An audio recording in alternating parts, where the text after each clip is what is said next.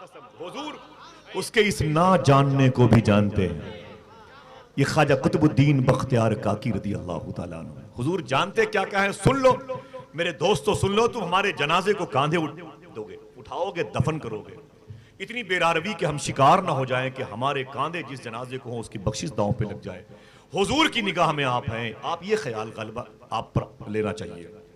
मेरे आका देखते कितना है, सुनते कितना है, ये तो पहले मालूम कर लो कि मोबाइल की 50,000 की खतीर रकम खर्च करने के बाद स्क्रीन को तुमने अपना मजहब समझ रखा है। जिससे मोहब्बत करते हो उसको इल्म होता है तुम्हारी मोहब्बत का मजाक उड़ाता है। और तुम्हारे आने से पहले नबी तुमसे इतनी मोहब्बत करता था कि 1500 साल पहले जबले सलाह के दामन में इतना रोया कि सिद्दीक अकबर ने पड़ोस के एक शख्स से पूछा था कि तुमने मेरे नबी को देखा है? तो उसने कहा मैं तुम्हारे नबी को नहीं जानता, लेकिन इस पहाड़ पर कोई 3 दिन से रो रहा है जिसकी आंसुओं की आवाज सुन के मेरे जानवरों ने खाना बंद कर दिया है। मैंने 3 साल पहले उस पहाड़ को रात में 2 दिन लगातार 1 बजे और 2 बजे रात में वहां उसकी ज़ियारत के लिए गया था। इतना रोया था मैं कि मुझे लग रहा था आज भी हुजूर के रोने की आवाज आ रही। जिब्रील ने हुजूर से रो के कहा था मैंने आपकी उम्मत को जहन्नम में देखा है। जिब्रील ये कह के रो रहे हैं और हुजूर ये सुन के रो रहे हैं। जिसको देखा गया वो ड्रामे देख रहा है। जिब्रील ये देख के रो रहे हैं, हुजूर ये सुन के रो रहे हैं। जिसको जहन्नम में जलता हुआ देखा गया है वो नंगी तस्वीरें देख रहा है। कहां जा रहा है मेरे भाई? हुजूर को तकलीफ मत दो, हुजूर को आराम करने के मौके मिले, आराम करने दो हुजूर की मुबारक रूह को। बड़ी तकलीफ मेरे आका ने उठाई है, अलग चैप्टर है। हुजूर देखते कितना है। ख्वाजा कुतुबुद्दीन बख्तियार काकी फरमाते हैं कि मैं 3000 मरतबे रोजाना हुजूर पर दुरूद पढ़ के सोता था। कितनी मरतबे? 3000 मरतबे। कहते मेरी शादी के दिन आए तो मैं बिजी हो गया, मसरूफ हो गया मेहमानों की आमदोरफ्त में, मैं दुरूद पढ़ने का वक्त न निकाल सका। चौथी रात हुजूर ख्वाब में मेरे गुलाम के आए और उससे कहने लगे, हुजूर ने फरमाया कि अय मेरे कुतुबुद्दीन के मुरीद, अपने पीर से कहना क्या बात है 3 दिन से मदीने वाले आका तेरे दुरूद का इंतजार कर रहे हैं। हाँ, एक गुफ्तगू मेरी इसी टॉपिक पर है। हमें यह नहीं पता कि हुजूर कहाँ हैं, हुजूर को पता है कि इसी टॉपिक पर है। लेकिन मैं इतनी भीड़ में तकरीर नहीं करता भाई, वो मजमा ज्यादा हो तो मेरा दिल दहल जाए। समझे? बात करता हूं, बात सुन ले। हुजूर को खबर कितनी है। एक आखिरी बात इस टॉपिक पर, उसके बाद मैं आऊंगा हुजूर के मुबारक चेहरे के हवाले से थोड़ी सी बात करूंगा इंशाअल्लाह। पहले ये गलबा आप पर हासिल होना चाहिए कि आप हुजूर की निगाह में हैं। अगर ये गलबा नहीं तो आप ऐलान कर सकते हैं कि हम मोमिन हैं। शनाख्ती कार्ड, आधार कार्ड पे, पासपोर्ट पर आपका नाम लिखा होगा मुसलमान, लेकिन फरिश्तों के रजिस्टर में मुश्किल है। आप हुजूर की निगाह में। आप एक बुजुर्ग का नाम सुनते हैं, शेख यूसुफ बिन इस्माइल नबहानी रहमतुल्लाह अलैह। नबहान फलस्तीन में है। इस्माइल बाप का नाम है, उनका नाम यूसुफ है। ये 100-150 साल पहले के अजीम बुजुर्ग हैं। हुजूर से इतनी मोहब्बत करते थे, इतनी मोहब्बत करते थे, मदीने शरीफ पहुंच जाया करते थे। लेकिन उनका मुअद्दब तरीका यह था, जैसे ही गुम्बद खदरा को जहां से देखते थे वहीं पर खड़े होकर सलाम पढ़ने लगते थे। कभी बाबुल बकी और बाबुल निसा और बाबे जिब्रील से होकर के मवाजिह शरीफ पे नहीं गए। पूरी जिंदगी शेख यूसुफ बिन इस्माइल नबहानी हुजूर के रोज़े शरीफ के करीब नहीं गए। किसी ने पूछा था आप मदीने आने के लिए तड़पते हैं और हुजूर के दरबार में मवाजिह शरीफ पे अंदर नहीं जाते, तो शेख यूसुफ बिन इस्माइल नबहानी ने फरमाया था कुत्ते का काम है घर से बाहर रहा करे, घर के अंदर तो घर का मालिक रहा करता है। इनका इश्क मैंने सिंपल के तौर पर बता दिया, इतने बड़े आशिक और मुअद्दब हैं। अब सुनो कहानी किस मोड़ पे जा रही है। अगर ये गलबा हासिल कर ले तो खुदा की कसम आना वसूल हो जाएगा, वरना डॉक्टर फारूक साहब का वही अमल काबिल कबूल है कि जो दोपहर से लंगर की सूरत में 3-4 हजार लोग खा के जा रहे हैं। हुजूर गौस पाक के लंगर खाने पर स्टिकर लगा हुआ है। गौस पाक फरमाते थे मैंने नेकियों की फाइल उलट पलट के देखी, अल्लाह की बारगाह में मखलूक को खाना खिलाने से बड़ी नेकी मैंने नहीं पाई। ये हुजूर गौस पाक ने फरमाया। आज भी गौस पाक के लंगर खाने पे लिखा हुआ। अजीब गौस पाक का लंगर था, कैसा लंगर बांटा कि 900 साल से बंद ही नहीं हुआ। ये बहुत मुबारक काम था। अब सुनिए आप, हुजूर देखते कितना है। मेरे दोस्तों, ये 30 साल 25 साल की उम्रों के लोग अपनी आंखों को बहुत छोटी कर चुके हैं, दिल को तंग कर चुके हैं, मुसलमान बनना नहीं चाहते, आंखें इनकी टूट गई हैं, इनके दिल का ताल्लुक हुजूर से मुनक़ता हो चुका है। मैं चाहता हूं कि ऐ लोगों, जब पैदा हुए हो तो मौत के मुंह में जाओगे, जिंदगी की तैयारी करो। सूफिया फरमाते हैं कि अपने आप को हुजूर से जोड़ो, वरना मरने से पहले मार दिए जाओगे। और अगर तुमने हुजूर से रिश्ता जोड़ लिया तो मरने के बाद भी जिंदा रहोगे। अपनी जिंदगी प्यारी आपको होनी चाहिए। मेरे आका देखते कितना है, सुनते कितना है, ये तो सुन लें आप। उसके बाद साबिर भाई बात करता हूं, बड़ी प्यारी बात याद है। शेख यूसुफ बिन इस्माइल नबहानी के खिलाफ मदीने शरीफ में किताब लिखी गई, मदीने पाक में किताब लिखी गई। वो किताब फ्री में तकसीम हो रही थी। एक अजीम आलिम दीन कहते हैं, मैंने भी वो किताब ले ली, फ्री में बढ़ रही थी, मैंने भी ले ली। जब उस किताब को मैं ले करके जा रहा था तो करीब से एक घर मिला जो सैयद नईमुद्दीन शाह साहब किबला का था। एक दरवेश बुजुर्ग थे, वो बड़े कमाल के बुजुर्ग थे, इतने अजीम मकबूल बुजुर्ग थे, हर हफ्ते हुजूर को ख्वाब में देखते थे। आवाज मेरी पहुंची?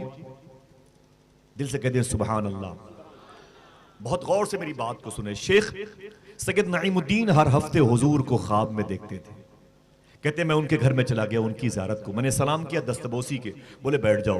वो अजीम बुजुर्ग कहते मैं बैठ गया, मेरे हाथ में वो किताब थी। बोले कि शेखी ये किताब कैसी है? तो मैंने कहा हुजूर ये रास्ते में बट रही थी, मैंने इसे ले लिया। फरमाते मुझे लाओ।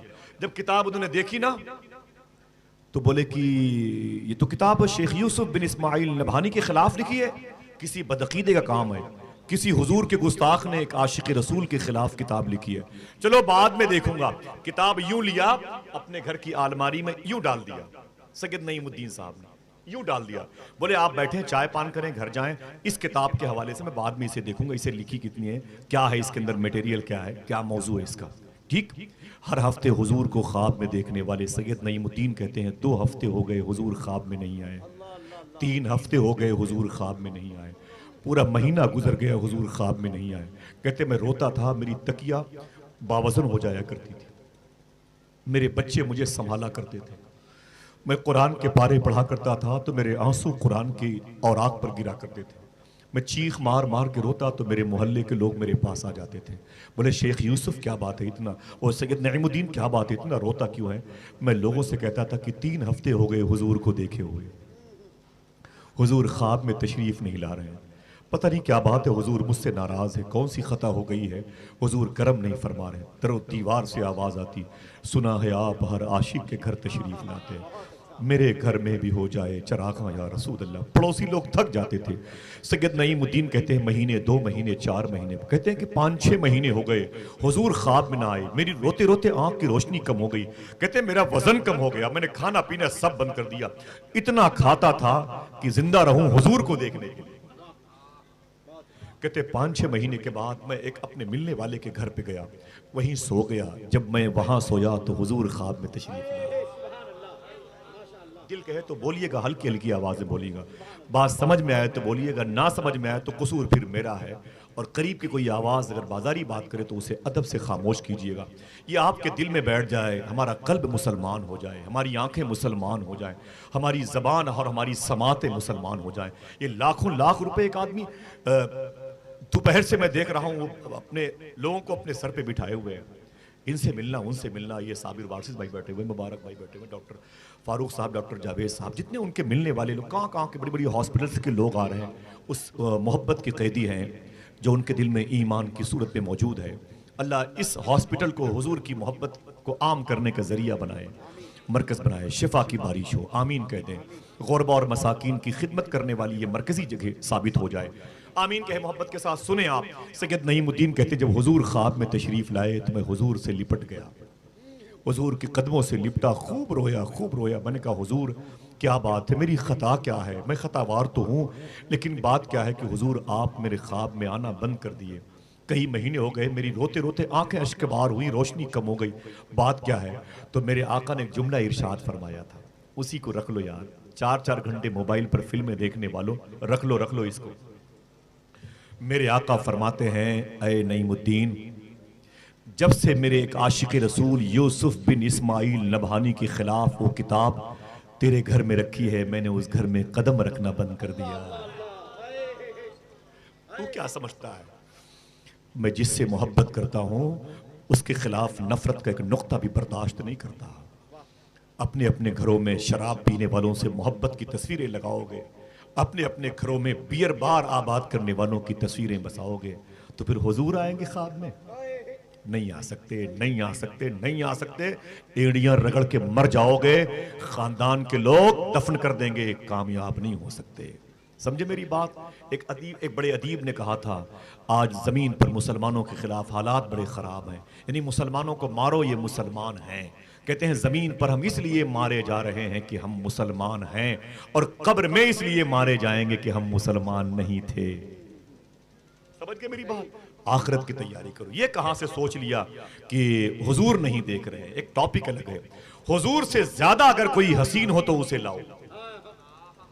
अल्लाह ने जिसे कुरान में नूर कहा हो, नूर कहा हो, हुजूर के चेहरे की चमक इतनी ज्यादा थी कि अब आप इस आयत को माहसल निचोड़ बनाएंगे तो ये बनेगा, जैसे मेरे हुजूर हैं वैसा कोई नहीं। ये नारा आपका होना चाहिए, बताएं जोर से, जैसे मेरे हुजूर हैं।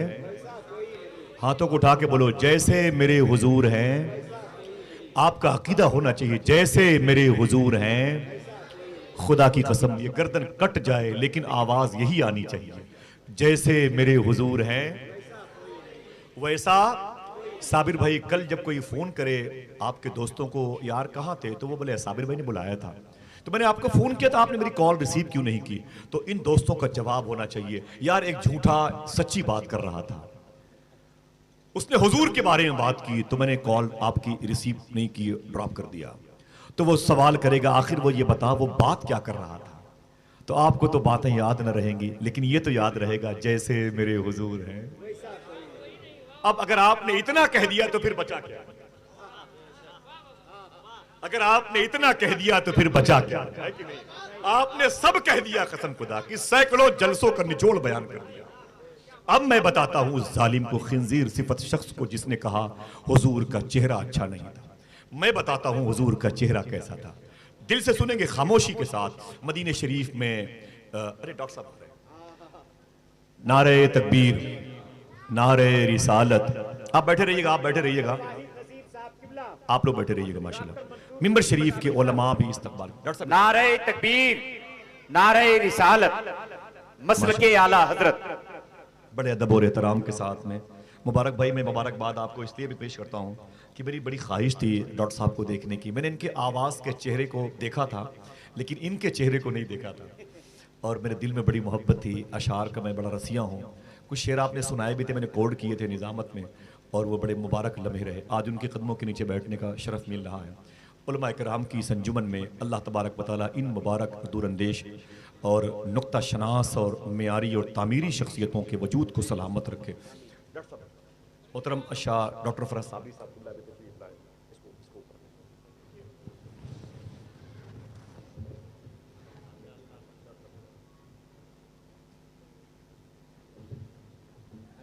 इजाजत दीजिए, मैं बगैर से इस्लाह बैठे आप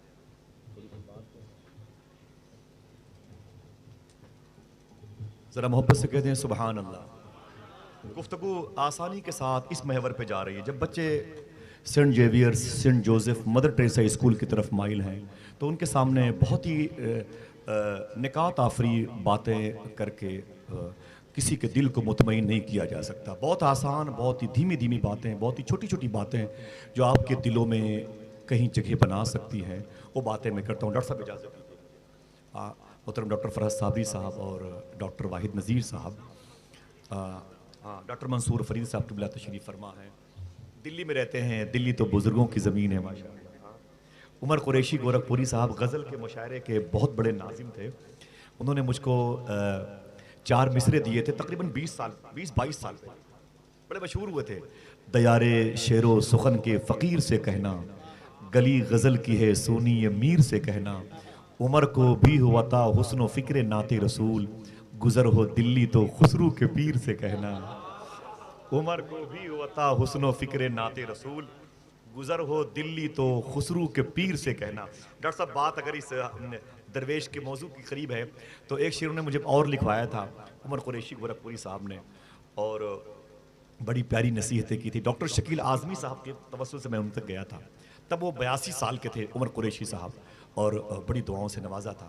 उन्होंने शेर यूँ भी कहा था कि मुझे दिया आते वक्त तबरुकन, डॉक्टर कहते हैं कि मेरे लफ्ज़ों को मोहब्बत की गवाही मिल जाए, मुझको भी ममलकते शेर की शाही मिल जाए, मैं भी खुसरू की तरह रक्स करूं शेर कहूं, काश मुझको कोई महबूब इलाही मिल जाए, काश मुझको कोई महबूब इलाही मिल जाए। इस ज़िम्न का एक शेर पढ़ता हूं बस, उसके बाद थोड़ी सी नसरी बातें हैं कि कुछ ऐसे राब्ते उनसे शदीद हो गए हैं।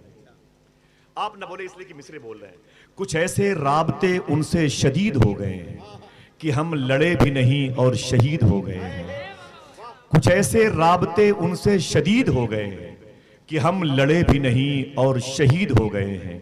कभी जो वक्त मिले उनके पास बैठा कर, जो लोग इश्क में बाबा फरीद हो गए हैं। कभी जो वक्त मिले उनके पास बैठा कर, कभी जो वक्त मिले उनके पास बैठा कर, जो लोग इश्क में बाबा फरीद हो गए हैं। वाह वाह, नारे तकबीर, इस तबरुक को नारे संभाल के रिसालत, रखना रहमते आलम कॉन्फ्रेंस। हा, जिंदाबाद जिंदाबाद। जो लोग इश्क में बाबा कुछ ऐसे राब्ते उनसे शदीद हो गए हैं। कुछ ऐसे राब्ते उनसे शदीद हो गए हैं कि हम लड़े भी नहीं और शहीद हो गए। आहा, कभी जो वक्त मिले उनके पास बैठा कर, जो लोग इश्क में बाबा फरीद हो गए। वाह, जो लोग इश्क में, मेरे आका ख्वाजा उस्मान हारवनी के लाडले हैं गरीब नवाज, उनके लाडले ख्वाजा कुतुबुद्दीन, उनके लाडले बाबा फरीद, उनके लाडले महबूब इलाही साबरे पाक, उनके लाडले ख्वाजा नसीरुद्दीन चिराग दहलवी, उनके लाडले ख्वाजा बंदा नवाज गेसु दराज रहमतुल्लाह तआला अलैह, उनके दरबार के फ़ुकरा और मसाकीन के हाथों से तैयार होने वाले लंगर को खाने वाले हम लोग हैं माशाअल्लाह। दुआ करें कि इन बुजुर्गों के नाम में जो इसमें आज़म की तासीर है, अल्लाह उससे हमारे कल्ब को मुसलमान बना दे। बात चल रही है कि जैसे मेरे हुजूर हैं। डॉक्टर साहब मैं माफ़ी चाहता हूँ, एक नुक्ता भी आपके मेयार का मैं बयान नहीं कर सकता।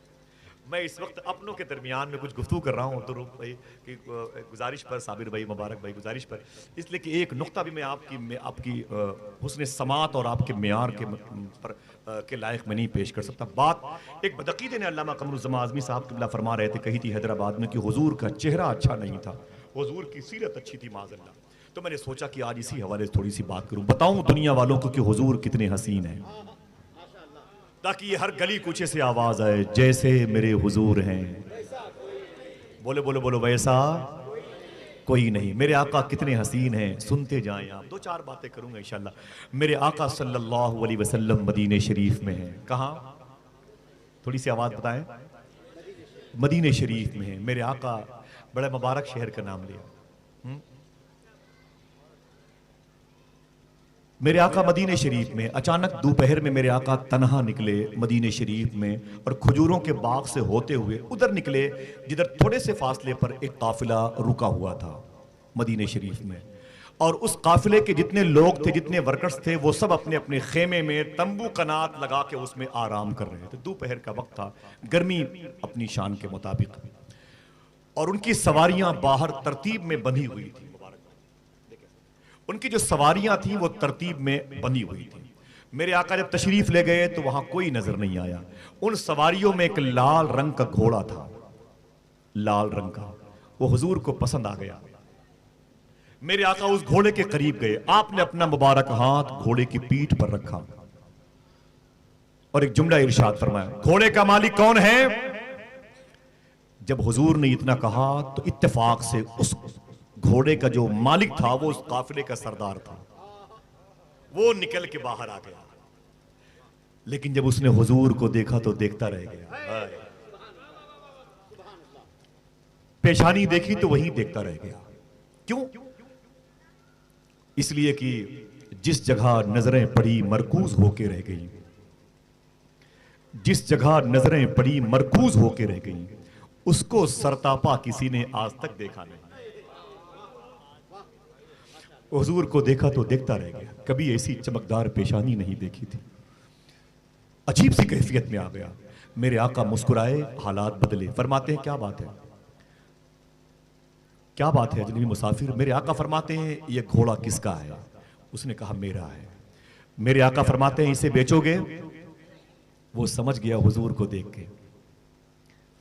फरमाते हैं ये घोड़ा बेचोगे? तो वो कह रहा है मुझे बेचना नहीं था, लेकिन मैं समझ गया मेरी जबान पर तो मेरी हुकूमत है, दिल पर हुजूर की हुकूमत है। फरमाया घोड़ा बेचोगे? तो उसने कहा हाँ बेचूंगा, और उसे बेचना नहीं था, लेकिन बस हुजूर ने कहा तो वो खामोश हो गया। कहा हाँ बेचूंगा। फरमाया सौदा तय करो, 100, 150, 2, 250, 3, 350, 4, 450, 500। मिसाल के तौर पर हुजूर ने वो घोड़ा 500 रुपए में खरीद लिया। मिसाल के तौर पर कितने में? बोले 500 रुपए में हुजूर ने खरीद लिया। फिर हुजूर ने एक जुमला इरशाद फरमाया, देख भाई, मैं घोड़ा खरीदने के इरादे से नहीं आया था, मैं तो बस यूं ही टहलते हुए इधर आ गया था। तेरा घोड़ा मुझे अच्छा लगा तो मैंने इसकी कीमत लगा दी, अगर इजाजत दे तो मैं इस घोड़े को लेके अपने शहर चला जाऊं। और सामने वाले शहर में मैं रहता हूं जिसे लोग मदीना कहते हैं। क्या कहते हैं? मोहब्बत से बोलो। लाहौर के एक साहब थे, जब कोई मदीने शरीफ जाता तो उसको एक खत दिया करते थे, एक खत। बोले इसे हुजूर की बारगाह में रख देना, इसे हुजूर की बारगाह में पढ़ देना। बाबुल बकी, बाबुल निसा, बाब जिब्राइल के करीब कदमैन शरीफ है, इनके पास इसे पढ़ देना। सैकड़ों खत वो भेज चुके थे। एक हाजी साहब जाने लगे तो बोले ये खत मेरा हुजूर की बारगाह में पेश कर देना। बोले यार ये बताओ हाजी, कि जब भी कोई हाजी लाहौर से जाता है मदीने शरीफ, तुम एक खत जरूर देते हो हुजूर की बारगाह में पढ़ने के लिए, तुम्हारा मकसद क्या है? उसने रो के कहा, कभी न कभी तो जवाब आएगा। आए कभी न कभी तो जवाब आए, कभी तो किस्मत खुलेगी मेरी, कभी तो मेरा सलाम होगा। हुजूर की तरफ लौ लगाएं, कभी तो हुजूर करम फरमाएंगे इंशाअल्लाह। समझे मेरी बात? मेरे आका फरमाते हैं, सामने वाले शहर में रहता हूं जिसे लोग, ऊंची बोले, जिसे लोग वारिसे पाक सरकार मदीने शरीफ में थे। मदीने पाक में पत्थर से आपके पांव में ठोकर लगी, पांव का अंगूठा फट गया, खून निकलने लगा। 4-5 दिन के बाद वो जख्म ठीक हुआ तो आपने फिर उस अंगूठे को हरा कर दिया, उसे उखाड़ दिया, उस जगह के उस हिस्से को फिर आपने खींच लिया, फिर खून निकलने लगा। फिर वो ठीक हुआ 10 दिन के बाद, वापस आए तो रास्ते में ठीक हो गया था, फिर आपने उसको उखाड़ दिया, फिर वो खून निकलने लगा। देवा शरीफ वापस आए तो खादिम ने कहा, सरकार क्या बात है, आप इस अंगूठे के जख्म को ठीक नहीं होने देते। वारिसे पाक फरमाते हैं, जब तक जिंदा रहूंगा इसे ठीक नहीं होने दूंगा, ये मदीने की निशानी है। आए ये हुजूर के शहर की निशानी है। हमारी तो लोही नहीं लगी, हम तो पूछ भी नहीं सकते कि मदीना किधर है। इस वक्त लोगों से पूछ भी नहीं सकते मदीना किधर है, मदीने के बारे में क्या जानते हो? अल्लाह अकबर, अल्लाह अकबर। तो मेरे आका फरमाते, मैं इसी शहर में रहता हूं जिसे लोग मदीना कहते हैं, अगर इजाजत दो तुम्हारा घोड़ा लेके मैं जाऊं। उसने कहा मुसाफिर जाइए, कोई बात नहीं। मेरे आका घोड़े पर बैठे और तशरीफ ले जाने लगे। जब तक हुजूर नजर आ रहे थे, वो काफिले का सरदार हुजूर को देखता रहा। हुजूर दूर हो गए तो उसने उंगलियों पर अपनी हथेली रख के हुजूर को देखना शुरू। सर से लेकर पैर तक तनवीर ही तनवीर है, जैसे मुंह से बोलता कुरान वो तफसीर है। देखकर दुनिया परेशान है जमाले मुस्तफा, वो मुसव्विर कैसा होगा जिसकी ये तस्वीर है। हुजूर जैसा कोई नहीं है, खुदा की कसम।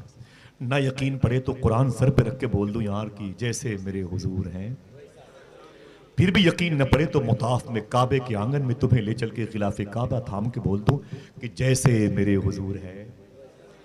मानो यार मानो, अभी नहीं मानोगे तो कब्र में तो मानना ही पड़ेगा, कब्र में मानना पड़ेगा। वाकई वो नारा सच्चा था कि जैसे मेरे हुजूर हैं।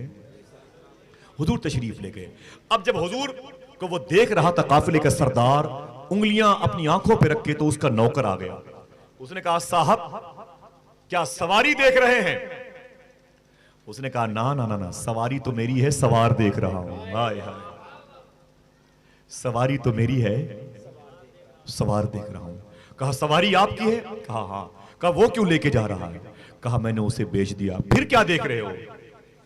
कहते हैं देख रहा हूं कि ऐसा इंसान नहीं देखा। देखते भी कैसे, ना हलीमा भेद खुला है ये, न मकामे चून चरा है ये। तू खुदा से पूछ वो कौन थे, तेरी बकरियां जो चरा गए। जैसे मेरे हुजूर हैं, जो लोग पीछे बैठे उनकी भी आवाज आनी चाहिए। जैसे मेरे हुजूर हैं, खुदा की कसम। बच्चों को बताओ, अपनी बेटियों को बताओ कि हुजूर जैसा कोई नहीं है, हुजूर जैसा कोई नहीं है। उसने कहा सवारी आपकी है, वो क्यों लेके जा रहा है? उसने कहा मैंने बेच दिया। कहा फिर क्या देख रहे हो? कहा ऐसा इंसान नहीं देखा। और क्या सोच रहे हो? कहा यह भी सोच रहा हूं कि अभी कीमत बाकी है। कहा क्या मतलब, कीमत बाकी है? कहा हाँ। कहा उसको जानते हो? कहा नहीं जानते। कहा वो कहां का रहने वाला है? कहा मदीने की तरफ इशारा किया, इस शहर की तरफ। कहा मैं वहां का रहने वाला हूं। कहा कि उस किस कबीले का है? कहा मुझे नहीं मालूम। नाम? कहा मुझे नहीं मालूम। कहा फिर अजीब बात है साहब, आप उसे जानते भी नहीं, पहचानते भी नहीं, उसके कबीले से, किस कबीले से उसका ताल्लुक है पता भी नहीं, इल्म नहीं है आपको। आपने इतना कीमती घोड़ा उसके हवाले कर दिया। अगर वो लौट के न आया तब, जैसे नौकर ने ये जुमला कहा, अगर वो लौट के न आया तब, काफिले के सरदार की बीवी ने खेमे का पर्दा हटा के कहा, ओ नौकर सुन, अगर वो लौट के न आया तो घोड़े की सारी कीमत मैं अदा करूंगी। या अल्लाह, अभी पता चलेगा जब उसकी जबान बोलेगी, जैसे मेरे हुजूर हैं, बोलो बोलो, जैसे मेरे हुजूर हैं, गली कूचों से आवाज आनी चाहिए, खुदा की कसम मान लो यार, हुजूर जैसा कोई नहीं है, हुजूर जैसा कोई नहीं है, खुदा की कसम कोई नहीं है, हुजूर जैसा कोई नहीं है। मेरा इमाम कहता है, सारे अच्छों में अच्छा समझिए जिसे, है उस अच्छे से अच्छा।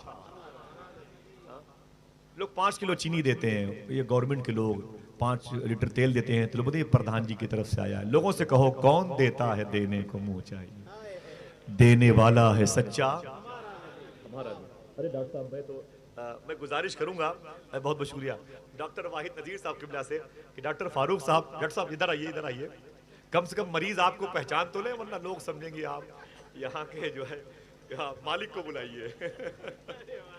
डॉक्टर साहब, मैं चाहता हूं कि आप एक फूल का हार डॉक्टर साहब के गले में पहना दें अपने मुबारक हाथों से। सुभान अल्लाह। देखें आप, पेशा तिब की तरफ है, हिकमत की तरफ है, तबाबत की तरफ है। आप डॉक्टर साहब पहनाइएगा इनको, माशाअल्लाह जी। ना ना ना डॉक्टर साहब आप दीजिए। नहीं नहीं नहीं, तो वो तो दूसरी तरफ लोग जहन लेके जाएंगे। डॉक्टर साहब आप अब्दुल आप भी पहना दीजिए, एक ही तरफ हो जो, ठीक है, उधर की रस्म। बहुत बहुत शुक्रिया, मुबारक हो भाई।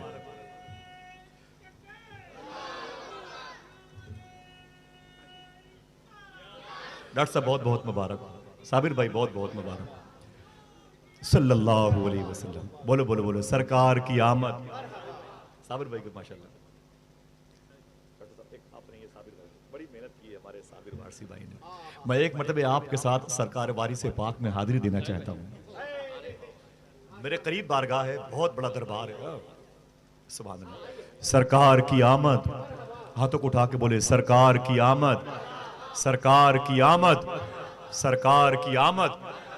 बड़े मकबूल आदमी हैं, मुझे इनसे बड़ी मोहब्बत है। वारिस पाक के बड़े मुतक़िद हैं। वारिस पाक सरकार हमारे घर से करीब है, बहुत बुलाते हैं सरकार, बड़ी ड्योरी है, बड़ा दरबार है। खुदा की कसम ऐसा मुसले न मिला, ऐसा मुसले न मिला।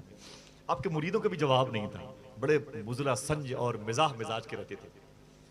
दवा शरीफ में एक मतलब मुझे बात याद आई, एक मुरीद था आपका, वो पूरब की तरफ मुंह करके अजान दे रहा था। सरकार वारिस पाक का एक मुरीद पूरब की तरफ मुंह करके अजान दे रहा था। तो लोगों ने कहा कि सरकार वारिस पाक से कि हुजूर वो एक मुरीद है आपका, वो पूरब की तरफ मुंह करके अजान देता। फरमाया बुलाओ बुलाओ बुलाओ। तो आपका तकिए कलाम था, सुना सुना सुना सुना। वारिस पाक सरकार उठते बैठते फरमाते, सुना सुना सुना सुना।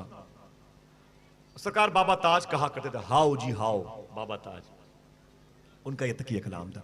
तो सरकार वारिस पाक, सुना सुना इधर आओ, तुम्हारे बारे में सुना सुना मैंने सुना है कि तुम कभी कभी पूरब की तरफ मुंह करके अजान देते हो। अजान तो किबले की तरफ, जो पश्चिम की तरफ है, उधर मुंह करके अजान देनी चाहिए। बड़ा भोला भाला मुरीद था, उसने कहा बाबा मैं क्या बताऊं सरकार, ये पश्चिम की तरफ मैं बहुत दिन से अजान दे रहा हूं, लेकिन 2-3 लोग हैं जो पूरब की तरफ से आते हैं, पश्चिम की तरफ से कोई आता ही नहीं है। तो मैंने सोचा जिधर से आते हैं उनको खबर लग जाए, जिधर से नहीं आते उनसे क्या मतलब। बड़े भोले वाले उनके मुरीद थे। बड़ा दरबार है, बड़े बड़े बादशाहों की पगड़ियां उस दरबार में आपस में लड़ते हुए देखी गई है। समझे आप, जिसका कोई नहीं उसके वारिस है। सुभान अल्लाह। अल्लाह ताला उस बारगाह की हाजिरी का शरफ अता फरमाए।